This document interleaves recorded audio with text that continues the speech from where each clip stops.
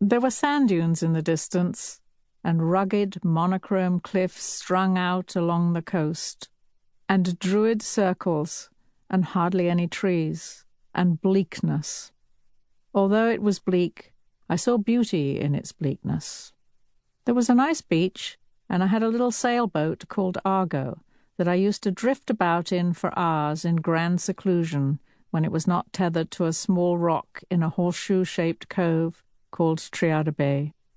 I was 15 then, my head filled with romantic fantasies, some fueled by the mystic spirit of Anglesey, the thinly populated island off the fog-bound northern coast of Wales where I was born and raised. Some by the dilapidated cinema I visited each Saturday afternoon in the underwhelming coastal town of Holyhead, a threepenny bus ride away, where the boats took off across the Irish Sea for Dublin, and the Irish passengers seemed never short of a drink, or two, or three, or four.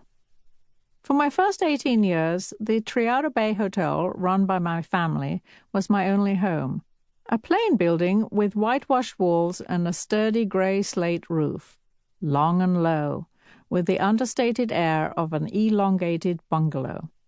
This 42-room getaway spot of quiet charm was appreciated mostly by holidaymakers who liked to sail, go fishing, or take long bracing cliff-top walks rather than roast themselves on a sunny beach.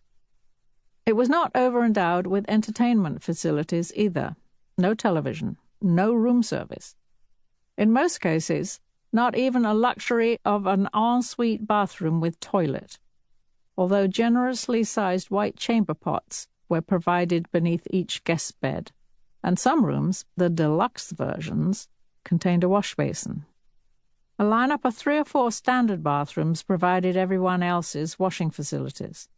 For the entire hotel, there was a single chambermaid, Mrs. Griffiths, a sweet little old lady in a black dress and white apron, equipped with a duster and a carpet sweeper. I remember my mother being quite taken aback by a guest who took a bath and rang the bell for the maid to set about cleaning the tub. Why wouldn't the visitor scrub it out for themselves after use, she wondered. Our little hotel had 3 lounges, each decorated throughout in an incongruous mix of the homely and the grand, the most imposing items originating from my father's ancestral home in the Midlands.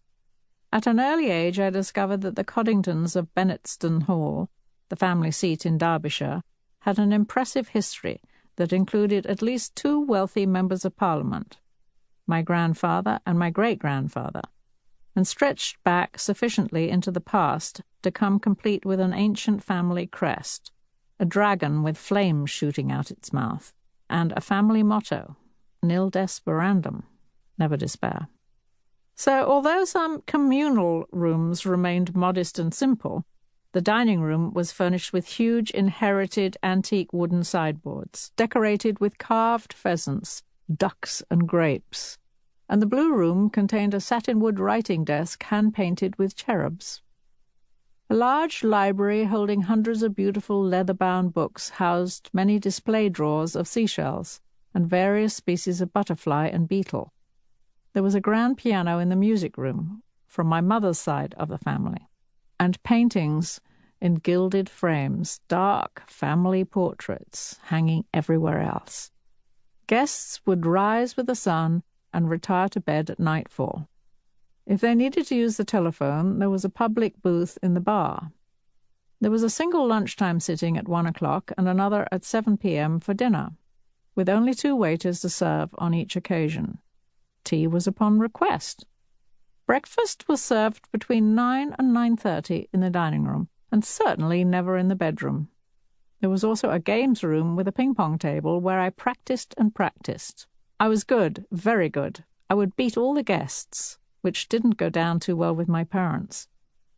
The sand on the long, damp, beige ribbon of beach in front of the hotel was reasonably fine-grained, but did get a bit pebbly as you approached the icy Irish Sea slapping against the shore.